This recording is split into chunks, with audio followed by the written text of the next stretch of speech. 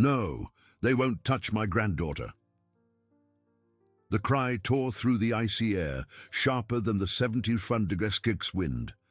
At 88 years old, blind and widowed, old Akim, a YAKUT elder, felt the ground tremble beneath his feet as the low growl of 1,000 thirsty throats drew near. The dense, wild scent of leopards burned his nostrils, and the girl's frightened cry echoed in the white void, promising a cruel fate. He couldn't see the beast's hungry eyes, but he felt terror freeze every fiber of his being, and he knew he had to find a way to make them pay for every step they took towards his last link to life.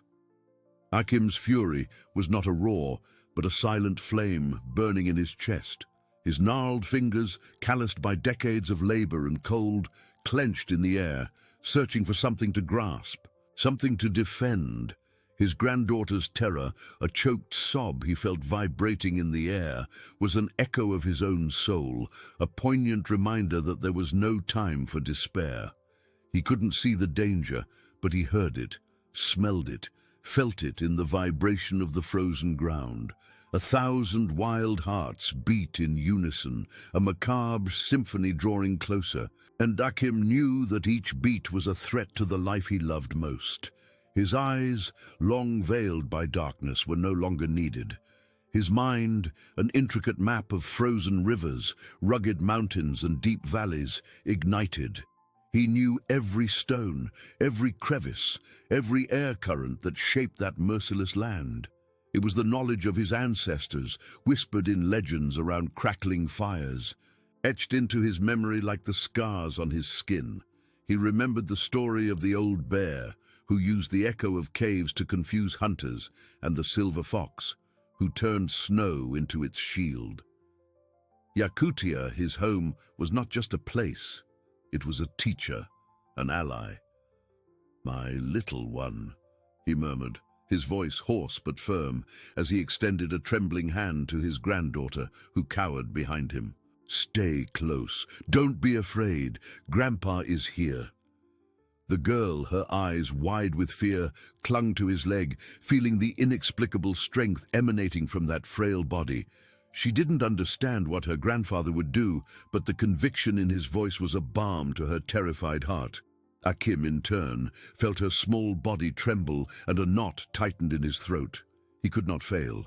He turned slowly, his keen ears catching the wind's direction and the sound of heavy, stealthy footsteps. The leopards wouldn't attack head-on. They were cunning, patient. They would surround, test. Akim knew this. He needed to turn the landscape to his advantage, use the cold, the ice, the silence against them. The village, a few kilometers away, was oblivious to the imminent danger. He couldn't wait for help. It was him, his granddaughter, and the wisdom of 1,000 generations against 1,000 beasts. His mind began to devise a plan. The uneven terrain, the wind-twisted trees, the ice formations resembling ghostly sculptures, all became part of his strategy. He visualized escape routes, choke points, places where sound would echo and distort, where scent would be carried by the wind. He needed to create an illusion, an invisible barrier that would make the predators hesitate, doubt. It wasn't about fighting with claws and teeth, but with intelligence and the strength of unwavering love. A faint, almost imperceptible smile appeared on Akim's wrinkled lips, a smile of defiance, of one who accepts fate but refuses to be defeated. He squeezed his granddaughter's hand, a gesture that conveyed more than words. "Come, my light, we have work to do." With each uncertain but determined step, old Akim began to move, transforming the frozen vastness into his personal battlefield, where the darkness of his eyes was overcome by the clarity of his soul. Akim, his wrinkled hand firmly holding his granddaughter's small, icy one, began to move with a silent, determined urgency. His feet felt the terrain, reading the snow and ice with each step. He leaned in, his face turned to the wind, absorbing the direction and the pungent scent of the predators. "Grandpa, what are we going to do?" The girl's voice was a trembling whisper, almost inaudible in the thin air. Akim squeezed her hand. "We will show them that this land is ours, my little one. It is ours." He guided her behind a snow-covered rock formation, a temporary shelter that offered an illusion of safety. There, his fingers stiff with cold but still nimble, began to gather dry branches and loose stones. The girl, curious despite her fear, watched him in silence. Akim stacked the branches in a specific way, creating a low, uneven barrier. Not to stop the leopards, but to guide their steps, to make them hesitate. "Sound is our friend," he explained, his voice low and calm. He picked up smaller stones and placed them strategically on exposed tree roots and thin ice sheets. "When they step here, the ice will crack, the stones will roll. They will think the ground is treacherous." The girl looked at the stones, then at her grandfather's blind face, a spark of understanding dawning in her eyes. The scent of the leopards was stronger now. Akim heard the scratching of their claws on the distant ice, the rustling of their fur against the snow. He felt the wild energy of the horde vibrating in the air. The girl flinched but did not cry. Her grandfather's calm was a protective shield. Akim felt his heart quicken, but his mind remained clear, focused on the ancestral wisdom his father had taught him about knowing the forest. He moved to another area, where the wind formed small snow whirls. There, he scattered handfuls of dry moss and frozen leaves, creating a subtle but deceptive trail. "They will follow the scent, but they will also look for visible tracks," he explained. "We will give them something to follow, but to the wrong place." His granddaughter, now a little more confident, watched her grandfather with growing admiration. She saw not an old, blind man, but a warrior of the snow. Akim felt the predator's presence intensify. They were close, circling, and he could almost feel their hungry gazes. His ears caught every whisper of the wind, every crack of the ice. Time was running out. He needed one more distraction to make them retreat. His plan was not to kill them, but to scare them, confuse them, make them give up. He remembered an ancient YAKUT technique for scaring large herds, creating a sound that mimicked a larger predator, instilling fear. He found a hollow log, covered by a thin layer of ice. With his granddaughter's help, who held the log while he supported it, Akim began to rhythmically beat the wood with a stone. The sound, deep and resonant, echoed through the frozen landscape, seeming to come from the depths of the earth. The girl shivered, but held the log steady, feeling the power of that sound. The leopard's growls, which had previously seemed a constant threat, now sounded more distant, more uncertain. Akim smiled, a triumphant smile. The battle was far from over, but the seed of doubt had been planted. Ancestral wisdom, woven with a grandfather's unwavering love, shaped the destiny of that icy day. The deep, resonant sound of the hollow log struck by the stone in Akim's hands echoed through the frozen landscape, piercing Yakutia's oppressive silence. The girl, still holding the log with her small, icy hands, felt the powerful vibration spreading through the air and saw, or rather felt the hesitation in the leopard's movements. The growls, once a constant and unified threat, were now fragmented, full of uncertainty. Akim, with an almost imperceptible smile on his wrinkled lips, knew that the seed of doubt had been planted. He couldn't see them, but he felt the change in the surrounding energy, the momentary pause that was his small victory. "Well done, my light," he murmured, his voice a thread of melody in the wind. The girl, whose large, dark eyes reflected both dread and admiration, squeezed her grandfather's hand. She didn't fully understand the magic he was creating, but she trusted him with unwavering faith. Akim gently pulled her, indicating they needed to move. His feet, despite his age, found the way with astonishing precision, avoiding treacherous ice patches and snow-hidden crevices. He knew every curve of that terrain like the back of his hand, A map etched not in sight, but in the memory of a people who breathed that land. He guided her to an area where the wind howled more fiercely, sweeping the snow into incessant whirls. There, Akim began to scatter small handfuls of dry moss and frozen leaves, creating a subtle but deceptive trail. "They will follow the scent, but they will also look for visible tracks," he explained, his voice low and calm. "We will give them something to follow, but to the wrong place." His granddaughter, now a little more confident, watched her grandfather with growing admiration. She saw not an old blind man, but a warrior of the snow, weaving an invisible trap with the very essence of the landscape. The scent of the leopards was stronger again, but Akim perceived a difference. It was no longer the scent of a confident horde, but of cautious, confused predators. He heard the scratching of their claws on the distant ice, the rustling of their fur against the snow. But the sounds were more dispersed, less coordinated. He felt the wild energy of the horde vibrating in the air, but certainty had been replaced by a palpable hesitation. The girl flinched, but did not cry. Her grandfather's calm was a protective shield, a silent promise of safety. He needed to reinforce that doubt, turn it into panic. He moved with his granddaughter to a narrow crevice between two giant rocks, where the wind created a sharp, constant whistle. There, he began to gather stones of different sizes, asking his granddaughter to help him stack them at strategic points. "When the wind blows hard, they will fall, making a tremendous noise," he explained. "It will be as if the mountain itself is falling on them." The girl, with a gleam of intelligence in her eyes, began to look for the most suitable stones, feeling part of the strategy, a small guardian beside her grandfather. With each stone placed, hope grew in her small heart. Akim felt the predator's presence intensify, but now he was in control of the rhythm of that deadly dance.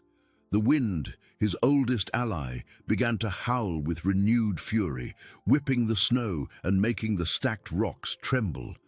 The girl, nestled beside him, squeezed his hand, her wide eyes fixed on the unstable stones. Akim felt the tension in her small body, but also a growing courage, an echo of his own resilience. He waited, his ears keen for the sound that would come, a symphony of chaos he himself had orchestrated. Suddenly a dry crash tore through the air, followed by a clatter of stones rolling and hitting each other. One of the piles collapsed, sending a cavernous echo that seemed to reverberate from the mountain's depths. The girl let out a small cry of surprise, but not of fear. The distant growls of the leopard ceased abruptly. Akim smiled, a smile that lit up his wrinkled face. He could feel the confusion and hesitation in the beasts, a wave of uncertainty spreading through the horde. It was not a roar of defiance, but a silence of perplexity. "They think the mountain is falling, my little one," he whispered, his voice laden with silent triumph. "They don't understand our land." The girl looked at the source of the noise, then at her grandfather, a deep admiration replacing the terror in her eyes.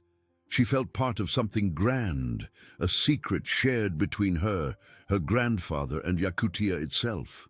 Akim felt her small hand squeeze his more tightly, a gesture of trust that warmed his heart. But the victory was momentary. Akim knew that hunger was a powerful driver. He needed more. He guided his granddaughter to a small frozen stream where the ice surface was uneven and brittle. "Here, my light," he said, crouching with difficulty. "We will create another illusion." With his gloved hands, he began to break small pieces of ice, scattering them strategically over the thinner surface. The girl, understanding the intention, began to imitate him, her small fingers working with surprising agility. "When they step here, the ice will crack and break," Akim explained.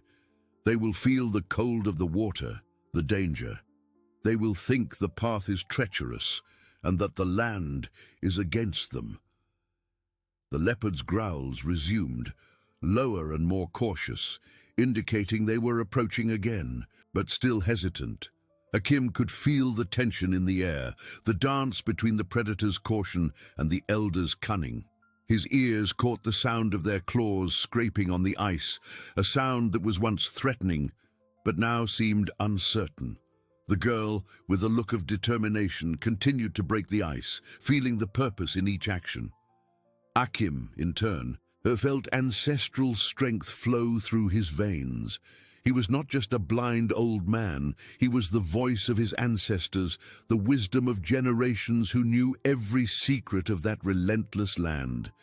His love for his granddaughter was the fuel, YAKUT, his battlefield, and intelligence, his sharpest weapon. He needed to make the leopards feel they were fighting not just a man, but the very soul of the tundra. He stood up, extending his hand to his granddaughter. "Now let's move to the next step, my brave one. We need to show them that darkness is not an enemy, but an ally." He guided her to an area of deep snow, where visibility was almost nil, even for those who could see. There, Akim knew, the true test of his wisdom would begin. Akim, guiding his granddaughter's small, firm hand, entered the deep snow. The icy mist and incessant flakes made each step a journey into the unknown. Visibility was almost nil, a white veil that swallowed the world, and the wind howled like an ancestral spirit, carrying the scent of predators and the biting cold. "Hear my light," he whispered, his voice calm. "Darkness will be our friend, silence, our shield." The girl, wide-eyed, tried to peer into the whiteness, but saw only ghosts of trees. Akim crouched, feeling the snow beneath his gloves. It was soft and deep, perfect. "They rely on their eyes," he explained, his voice low. "A secret of the tundra. We will rely on what cannot be seen." He moved his hands in the snow, creating depressions, mounds, furrows, not physical traps, but illusions, marks that mimicked the tracks of larger animals, the passage of something unknown. His granddaughter, watching, began to understand. She knelt, and with her small hands mimicked her grandfather's movements, feeling the cold, malleable snow. The leopards' growls were closer but hesitant. Akim felt their frustration and confusion. The mist and deep snow disoriented them, and the invisible traps had planted the seed of doubt. He needed to turn it into fear. He concentrated, his keen hearing catching the sound of their paws sinking into the snow, the rustling of their fur. He could almost visualize them, shadows lurking in the mist, their hunting instincts in conflict with the strangeness. "Grandpa, they're confused," the girl whispered, her eyes shining with new understanding. Akim smiled, a proud smile. "Yes, my little one. Confusion is the beginning of fear." He guided her to a point where the wind created a constant swirl, accumulating snow in irregular mounds. There, he began to dig a shallow pit. "We will make a different sound," he said, "a sound they don't expect." He asked his granddaughter to pick up small stones and throw them into the pit, one by one, at irregular intervals. The sound of the stones falling into the soft snow was muffled, but hollow, almost like a distant, irregular heartbeat. It was a sound that didn't belong in that environment, something unnatural. The leopards, who seemed to be regrouping, stopped again. Akim felt the change in the air, the hunting energy diminishing, replaced by extreme caution. The girl, with each stone she threw, felt stronger and more connected to her grandfather and the land. She saw his wisdom unfold, transforming every element of YAKUT into a tool of defense. Akim, in turn, felt his love for his granddaughter flood his chest, the source of his inexhaustible strength. He knew the battle was not yet won, but the predator's fear was growing, and the hope in his heart burned stronger than the cold. He needed one more push, a final act of cunning to drive them away. He stood up, extending his hand to his granddaughter. "Now, my light, let's become the wind. We will show them that this land has a voice that cannot be silenced." He guided her to high, irregular rocks, where the wind howled with deafening intensity. There, Akim knew the climax of his strategy would finally be revealed. Akim, holding his granddaughter's hand with a firmness that belied his age, climbed the irregular rocks. The wind there was an invisible maestro orchestrating a chorus of howls and whistles that seemed to come from all directions. The girl, her eyes fixed on the merciless whiteness, felt her heart pound, but her grandfather's presence was a safe harbor amidst the storm. "Here, my light," Akim murmured, his voice almost swallowed by the wind. "We will become the wind. We will show them that this land has a voice that cannot be silenced." He leaned in, feeling the cracks and indentations of the rock with his calloused fingers. Akim's plan was to use the very structure of the rocks and the force of the wind to create an amplified sound, a distorted echo that would mimic the roar of a colossal creature, something that would surpass the leopard's fear of the falling mountain. He asked his granddaughter to press her ear against a specific crevice where the wind produced a deep hum. "Do you feel the vibration, my little one? It is the voice of the earth. We need to make it scream." The girl obeyed, and a shiver ran through her body as she felt the deep resonance. She looked at her grandfather, who was already moving his hands, seeking a way to manipulate the sound. He tried to position a stone so that the wind passing through it and the crevice would create an even lower and more menacing note. But his fingers, though experienced, trembled slightly with effort and cold. The leopards, despite their confusion, were regrouping, their growls closer and more audible, a cruel reminder of hunger's persistence. Akim felt the pressure of time. He tried again, adjusting the stone, but the sound was not what he expected. It was just a sharp whistle, easily distinguishable from what he wanted to create. Frustration, a tight knot, began to form in his chest. He could not fail now. His granddaughter, observing her grandfather's struggle and the beast's approach, felt a flash of inspiration. She remembered how her grandfather had used the hollow log to create a deep sound. If the rock was the voice of the earth, perhaps the way to amplify it wasn't just with the stone, but with something that vibrated. Her eyes, which had previously seen only danger, now sought solutions. She spotted a piece of dry wood, which looked like tree bark, stuck in a crevice slightly above where Akim was. "Grandpa," she exclaimed, her voice small but firm, "what if we use this to vibrate with the wind?" Akim stopped, turning his face in the direction of her voice. He felt the urgency and intelligence in his granddaughter's suggestion. "Show me my light." The girl, with renewed courage, took the piece of wood and positioned it in the crevice Akim was manipulating. The wind, upon encountering the wood's irregular surface, began to produce not a whistle, but a vibrant sound. A deep moan that blended with the wind's howl, transforming it into something organic, almost a guttural lament that seemed to come from the mountain itself. It was a sound the leopards didn't expect, something that didn't fit their understanding of the world. The predator's growls ceased abruptly. Akim felt the change in the air, the hunting energy dissipating into growing panic. He could hear the sound of paws retreating, the rustling of fur hurrying away. The illusion was complete. The earth, through Akim's ancestral wisdom and his granddaughter's keen perception, had spoken. The turning point had arrived, not just in strategy, but in the very dynamic between grandfather and granddaughter, where her sight complemented his wisdom. Akim, with a wide, genuine smile, embraced the girl. "You are the light of my eyes, my little one," he whispered, his voice choked with emotion. The girl, feeling the warmth of her grandfather's embrace, knew she had made a difference.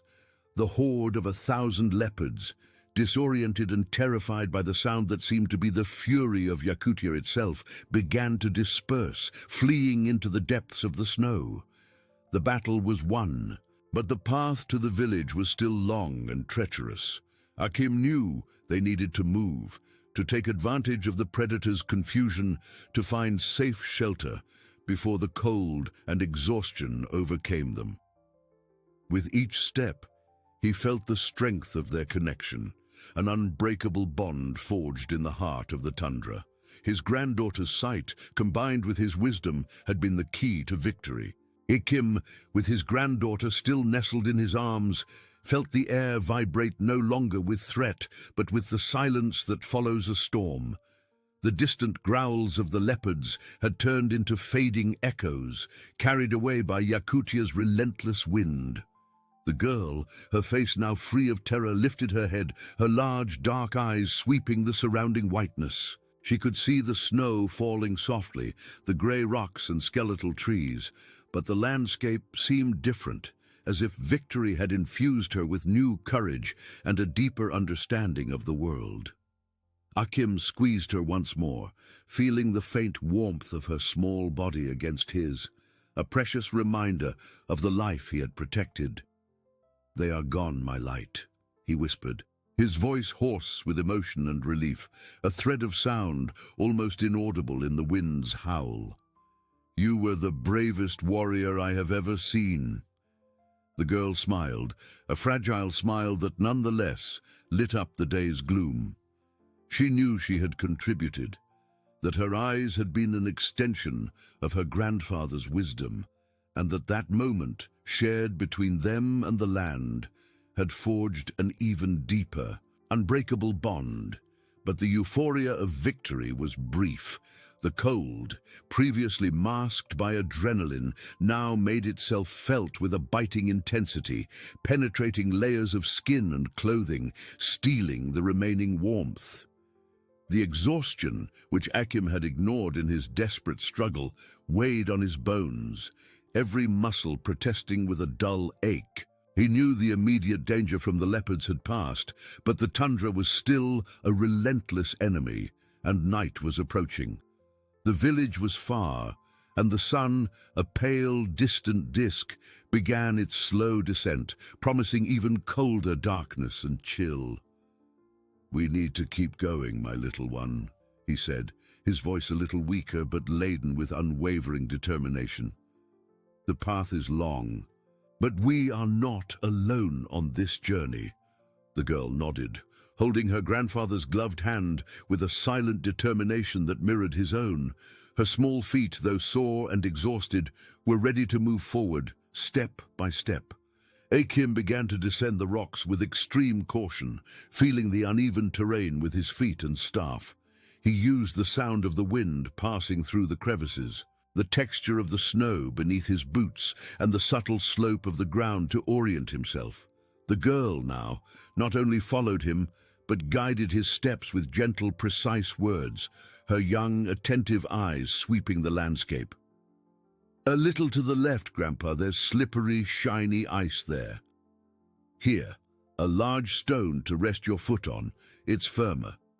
Her eyes, once merely observant, became Akim's eyes, a vital extension of his perception, a beacon in the whiteness. With each step, their connection deepened, a silent dance of trust and mutual dependence, where ancestral wisdom united with the vibrancy of youth. The landscape opened into a snow-covered valley, punctuated by twisted trees and frozen bushes that resembled ghostly sculptures. The wind howled, raising snow whirls that further obscured the path, turning the world into a white blur. Akim felt the cold penetrate his boots, chilling his feet, but the image of the village, the comforting warmth of the fire, and his family's embrace propelled him forward. He knew the village would be in a panic, worried about his disappearance and the threat of the leopards. He needed to get there, not just for his granddaughter, but to reassure everyone, to show that ancestral wisdom was still a living, protective force. Suddenly the girl stopped abruptly, pulling her grandfather's hand with unexpected strength. "Grandpa, the ground. It looks different here. The snow is strange." Akim crouched, feeling the snow with his gloved hands. He felt a thin, brittle crust, beneath which the snow seemed less dense, almost hollow. It was a sign of an air pocket, perhaps a frozen underground stream that wouldn't bear weight, a weak point in the ice. A false step could mean falling into icy waters or a hidden crevice, a deadly danger. The obstacle was no longer a beast, but the land itself, treacherous and indifferent to their exhaustion. Akim felt a chill run down his spine, not just from the cold, but from the silent, invisible danger. He knew they needed to find a safe path, and quickly, before total darkness swallowed them and the temperature dropped even further. Their resilience would be tested again, not against claws and growls, but against nature's relentless cunning. The journey was far from over. The girl, her eyes wide with apprehension, pointed to the snow ahead. "Grandpa, it looks like the snow is sinking in some places, as if there's a void underneath."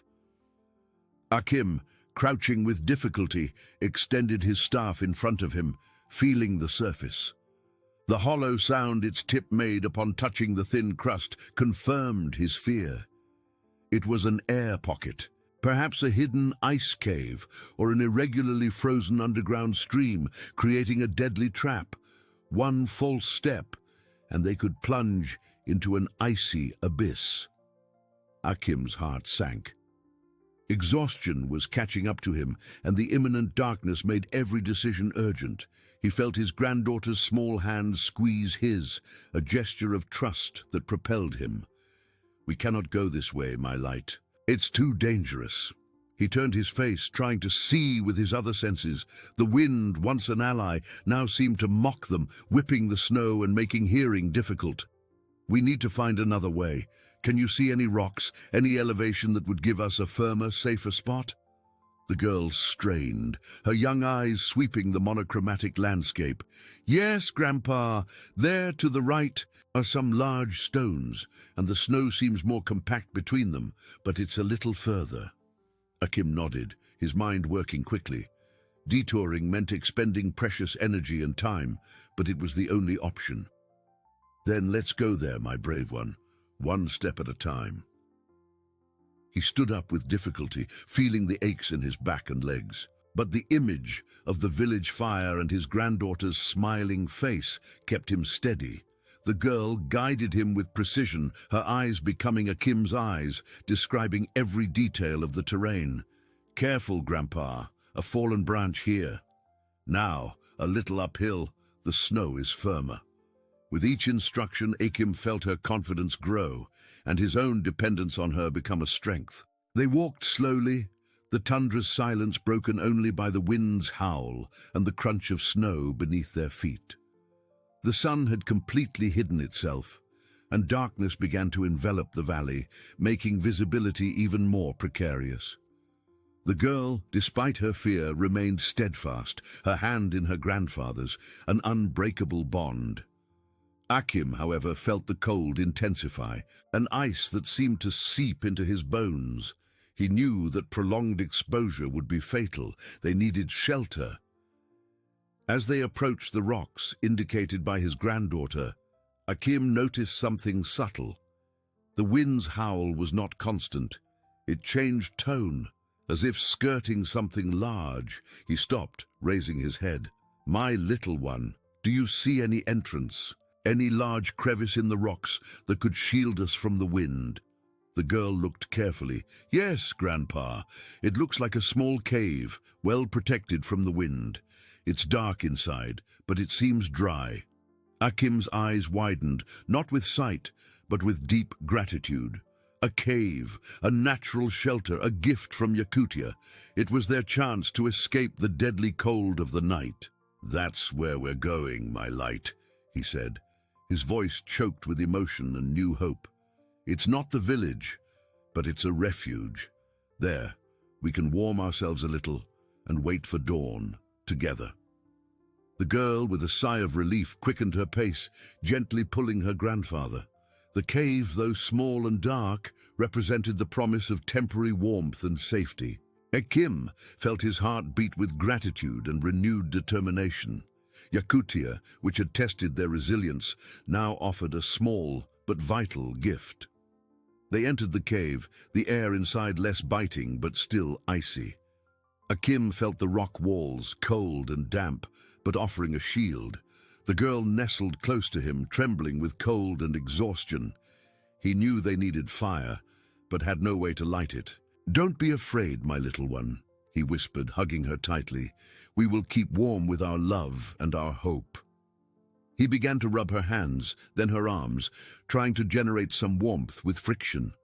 The girl, in turn, hugged her grandfather with all her might, feeling the faint warmth of his body, a warmth that was more than physical. The night would be long and challenging, but they were together, and that was all that mattered. Inside the small cave, the icy air sucked away warmth, despite the shelter from the wind. Akim felt the girl tremble in his arms. His tired heart tightened. He nestled her closer, trying to transfer what little warmth remained. His fingers numb, stiffness setting in. "Don't be afraid, my little one," he whispered, his voice hoarse. "The night is dark, but dawn always comes. We will be here." He began to rub her hands with his, then her arms and legs in slow movements, generating warmth. The girl, her eyes fixed on the darkness, felt her grandfather's loving touch, a balm against the cold. She curled up, feeling his familiar and comforting scent. Akim, with keen hearing, perceived every sigh and tremor. He knew that fear was as dangerous as the cold. "Do you remember the story of the snow bear, my light?" he asked. The girl shook her head. "He taught that in the deepest darkness, there is a light within us that never goes out. It is the light of hope, of love, of our strength." He felt her body relax. Akim felt the cave floor with his feet. Searching for a higher spot where the cold air would accumulate less, he found a small indentation, a natural rock bed, and guided her there. "Here, my little one. It's more sheltered." They sat, leaning back, their backs against the cold rock, seeking insulation from the icy ground. The girl, her eyes accustomed to the gloom, noticed something in the corner of the cave. "Grandpa, there are some dry leaves there and thin branches. Can we use them?" Akim turned his face, his senses catching the subtle scent of wood and earth. "Leaves and branches, my light, a gift from the earth. They can help us insulate against the cold." With his granddaughter's help, who described the location, Akim gathered branches and leaves, forming a pile. They used them to line the floor, creating a tenuous barrier against the ice. Every leaf, every branch was a triumph, an act of hope. The girl, seeing her grandfather, blind and exhausted, working with determination, felt admiration and love. She was his eyes, and he was her strength. Time dragged on. Akim's stomach rumbled, and he knew his granddaughter was also hungry. Nothing to eat, just the promise of the village. He took her small hand, rubbing it tenderly. "You know, my little one, the greatest wealth is not in what we have, but in what we are. We are strong, brave, and full of love. That is more valuable than any food."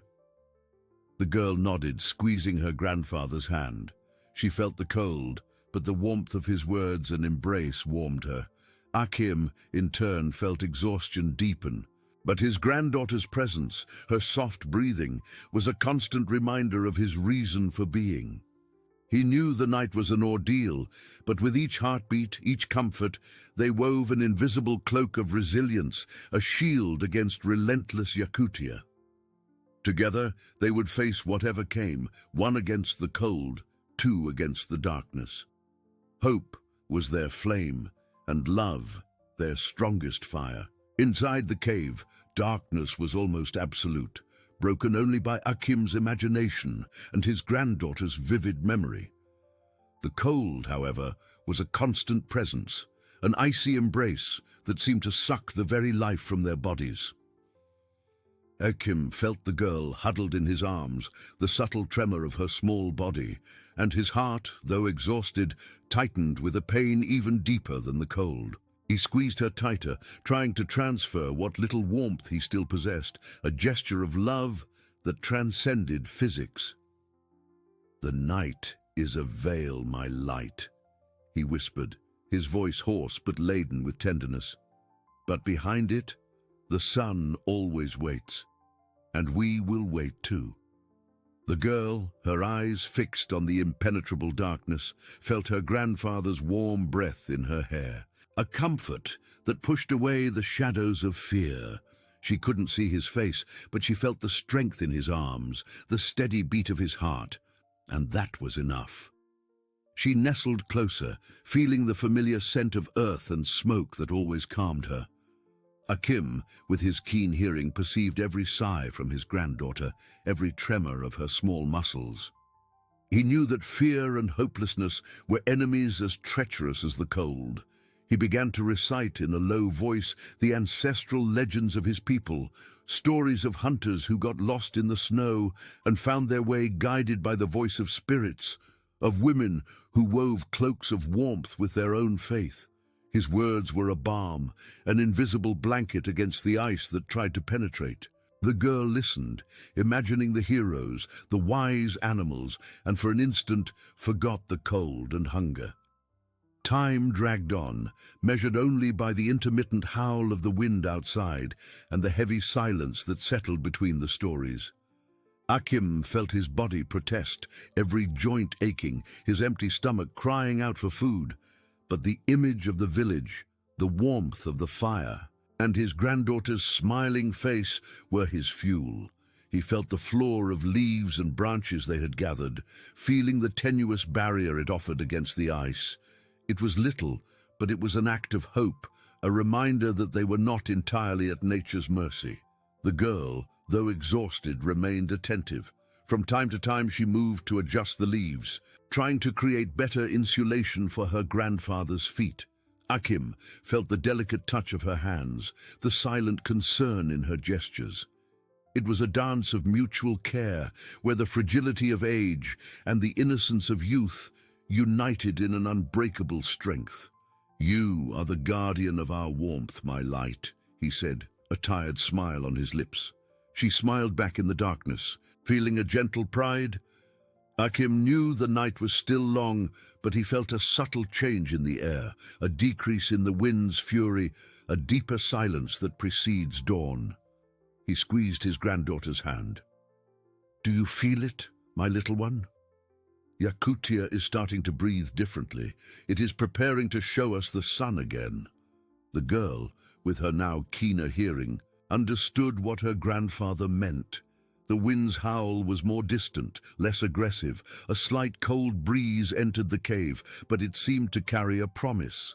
Hope, which had been a flickering flame, now burned with renewed intensity. They had survived the threat of the leopards, the danger of treacherous ice, and now they were resisting the relentless darkness and cold of the night. With each heartbeat, each shared comfort, they wove an invisible cloak of resilience, a shield against Yakutia. Together, Akim and his granddaughter awaited the dawn, ready to face the next challenge, with love as their guide and hope as their beacon. Inside the cave, time seemed to stagnate, each second an eternity of cold and expectation. Akim felt the girl's body more relaxed in his arms, a sign that sleep or perhaps exhaustion had overcome her for a brief moment. His own body, however, was on high alert, every muscle aching, every joint stiff. But his mind, sharpened by necessity, worked tirelessly. He noticed that the wind's howl outside had diminished considerably, transforming into a distant whisper. A strange and deep stillness hung in the air, a silence that for Akim was more revealing than any sound. It was the silence that preceded dawn, but also a silence that could hide new dangers. The girl, waking with a slight tremor, lifted her head. Her eyes, accustomed to the gloom, now perceived a subtle change at the cave's entrance. "Grandpa," she whispered, her voice sleepy and fragile. "The darkness is clearing outside. It looks like the sun is going to rise." Akim felt a deep relief, but also a new wave of apprehension.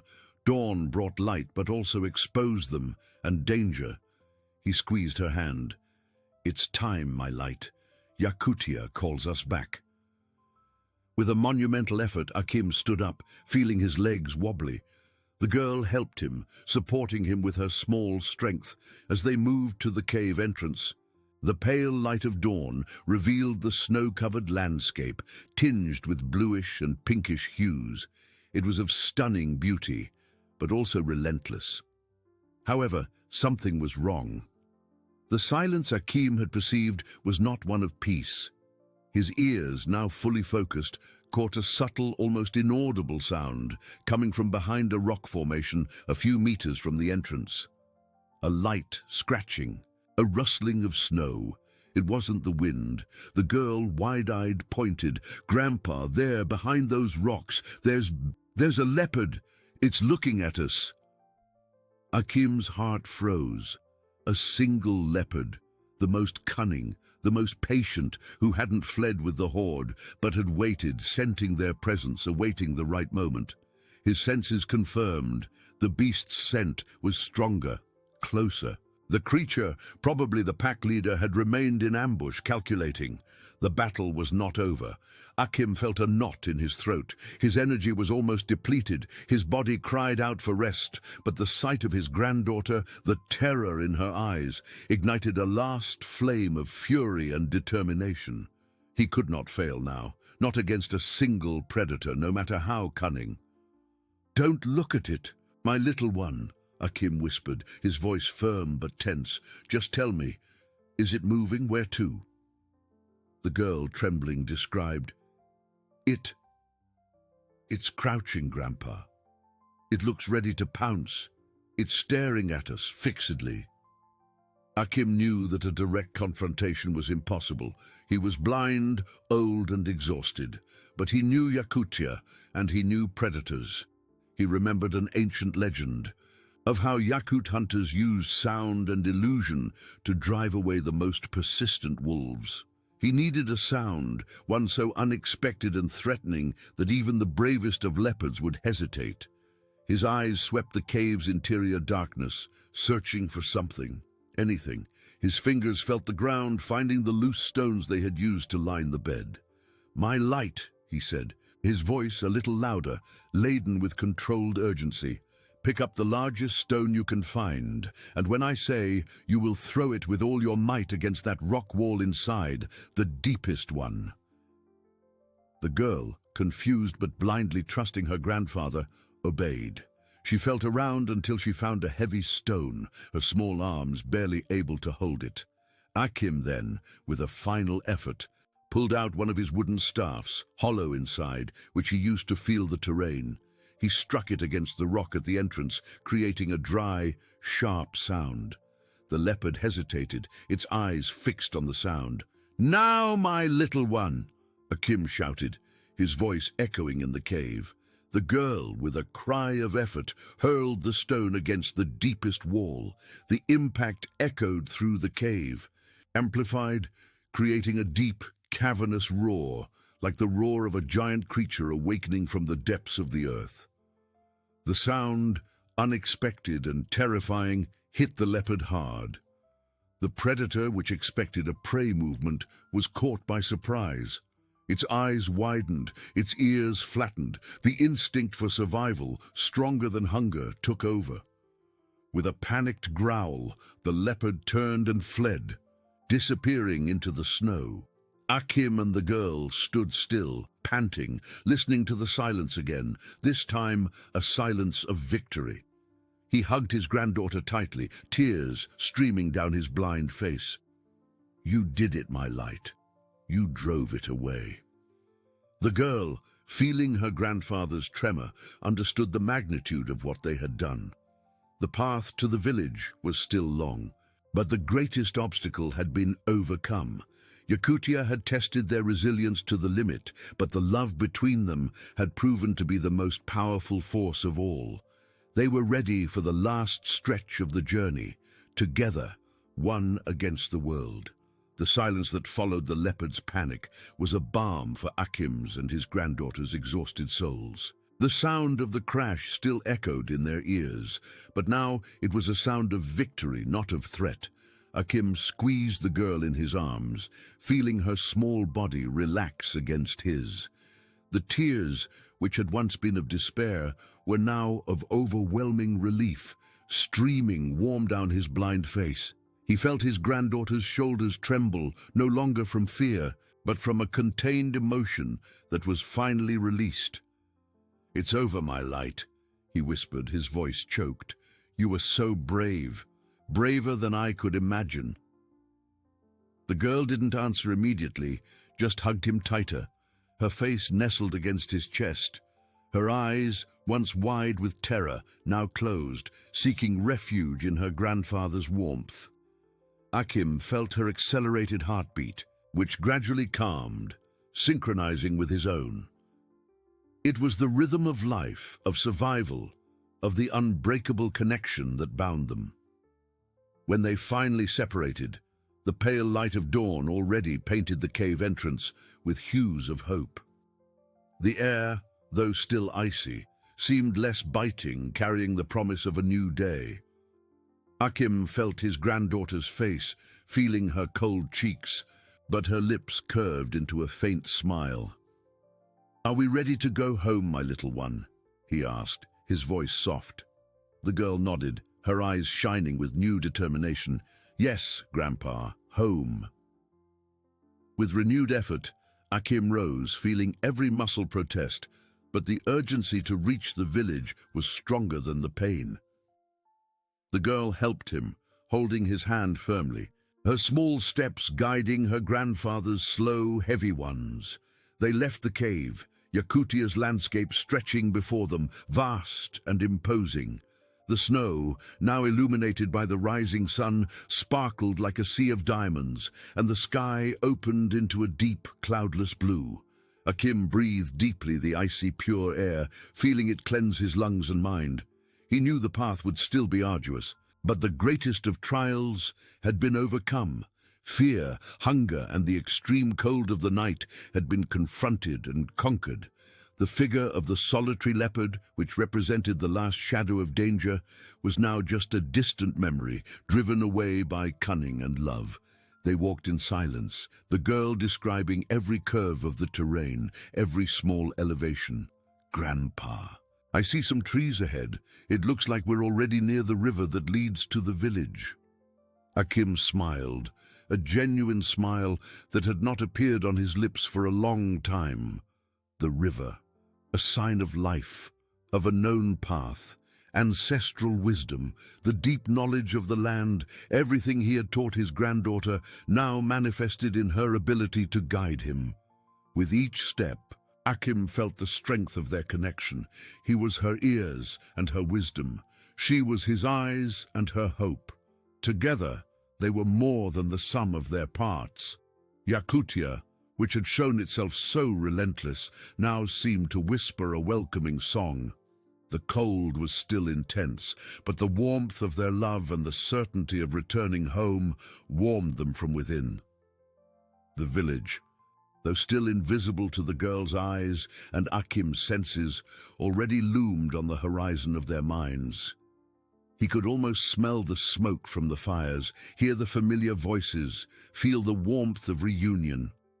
The journey was not just physical, it was a crossing of the soul, a rebirth of hope. They had proven that even in the deepest darkness, the light of human resilience and the power of family love were capable of defying 1,000 claws and Yakutia's own merciless vastness. The promise of a new dawn, of a new beginning, shone as intensely as the sun on the snow. Every step Akim took was a testament to his journey, an echo of the resilience that had guided him through the darkness. The girl, her eyes fixed on the horizon, described the landscape with a clarity that Akim felt in his soul. "Grandpa, the river is wider, and I see denser trees on the bank. It's the right way." Her voice, once fragile, carried the certainty of home. Akim smiled, feeling the icy wind, but a warmth of love and gratitude warmed his chest. Yakutia, in its vastness, had transformed from a battlefield into a path of return. They continued. With every meter, hope solidified. Akim felt the terrain beneath his feet, recognizing elevations and depressions known from childhood. The girl, with her firm hand in his, was the anchor that kept him connected to the visible world. "Grandpa, I smell smoke, and I hear voices. It's the village people." Her exclamation filled the icy air with contagious joy. Akim stopped, raising his head. His ears, sharpened by life in darkness, caught the distant sounds his granddaughter described. Barking dogs, children's laughter, crackling fires. It was the melody of life, the promise of safety, the end of the ordeal. Tears returned to Akim's eyes, this time of pure happiness. He knelt, pulling the girl into a tight embrace. "We've arrived, my light. We've come home." The girl hugged him back, her tears wetting his shoulder. It was an embrace that sealed the journey, a testament to the love that had defied death and darkness. They stood up, and Akim felt the presence of other people approaching. Voices called their names, first in doubt, then in euphoria. The villagers who had given them up for lost ran to meet them, their faces marked by worry that now turned to relief. "Akim, my little one." Cries of joy echoed through the landscape. Warm hands touched them, strong arms embraced them. Akim felt the human warmth, the community's solidarity. He was guided, along with his granddaughter, to the center of the village, where fires crackled, offering refuge from the cold. The girl was wrapped in warm blankets, offered food and drink, but her eyes never left her grandfather. Akim felt the final exhaustion, but it was one of duty fulfilled, of victorious love. He sat near the fire, the warmth penetrating his bones. The villagers gathered around, their faces lit by the flames, their eyes fixed on Akim. The story of his journey, courage and cunning with which he had faced the 1,000 leopards and the solitary predator, already began to be whispered. Growing with each of his granddaughter's accounts, he was no longer just old Akim, the blind man. He was the guardian, the hero, the embodiment of YAKUT resilience. His granddaughter, sitting on his lap, described in vivid detail how her grandfather, even without sight, had transformed Yakutia into his ally, how he had created invisible traps and used sound to drive away the last leopard. The villagers listened with admiration, their hearts full of pride. Akim felt his granddaughter's small hand on his face, a touch of love and reverence. He knew that the legend of his love and courage would be told for generations, a beacon of hope in Yakutia's icy vastness. The village was safe, the lineage preserved. Akim had proven that true strength lies not in the eyes that see, but in the heart that refuses to yield, in ancestral wisdom united with unconditional love. And so, the legend of Akim, the blind man who saw further than anyone, began. The smoke from the fires danced in the icy air, bringing with it the aroma and melody of relief. Akim, wrapped in blankets, felt the fire's warmth penetrate his tired bones. It was the warmth of safety, of community, of the love that brought him back. Feeling at home was a balm for his exhausted soul. His granddaughter, nestled on his lap, had found refuge. Her small fingers traced the wrinkles on her grandfather's face, a silent, deep affection. The villagers formed a respectful circle, eyes fixed on Akim with silent admiration. Elder Semyon, with a white beard and wise eyes, knelt beside Akim, placing a hand on his shoulder. "Akim, brother," he said, his voice choked, "you reminded us what it means to be YAKUT. Strength lies not in the eyes that see, but in the spirit that never bends." Akim nodded, a gentle smile. He felt the village's energy, the gratitude in the air, not just for saving his granddaughter, but for rekindling the flame of hope and faith in their resilience. His granddaughter, with her newfound courage, narrated the details of the journey. Her childlike but firm voice described her grandfather's cunning, the invisible traps, the crash in the cave that drove away the last predator. Her words painted a vivid picture of Akim's battle against darkness and savagery. The villagers listened with tears or pride, absorbing the lesson. Ancestral wisdom and unconditional love were more powerful weapons than any claw. Akim, listening to his granddaughter, felt a deep peace. Exhaustion weighed heavily, but it was honorable. He had fulfilled his purpose, to protect his light and lineage, strengthening the village's spirit. He felt his granddaughter's hand, squeezing it gently. "My little one," he whispered, "you were my eyes, my courage. Together, we are invincible." The girl lifted her face, her eyes shining with understanding beyond her age. She knew the journey had transformed them, forging an unbreakable bond. In the following days, the story of Akim and the 1,000 leopards became the village's new legend, told around the fires, a living testament to YAKUT resilience. Children listened with admiration, learning that strength lay in the wisdom of the heart, not in sight. Akim, though blind, saw more than ever. He saw his granddaughter's future bright and promising. He saw his people more united, and he saw Yakutia, relentless and beautiful, which had tested his soul and found it unbreakable. He became an even more respected counselor, his words laden with wisdom and the experience of the abyss. The village prospered, inspired by his example. The traps for the leopards were deactivated, but the lesson of adaptability and ingenuity remained. With each winter and challenge, Akim's story was a reminder. With love and courage, any obstacle could be overcome. His granddaughter grew, and with her the legend. She became the guardian of her grandfather's stories, the voice that would keep his bravery alive. Akim, in his final years, sat in the sun, feeling the warmth on his face and listening to his granddaughter's laughter as she played. He had ensured the continuity of his story and lineage. Love had defied 1,000 claws, and Yakutia, a silent witness, bowed to the strength of a heart that refused to yield. The legend of Akim, the blind man who saw further, echoed in the mountains, an eternal beacon of hope and resilience.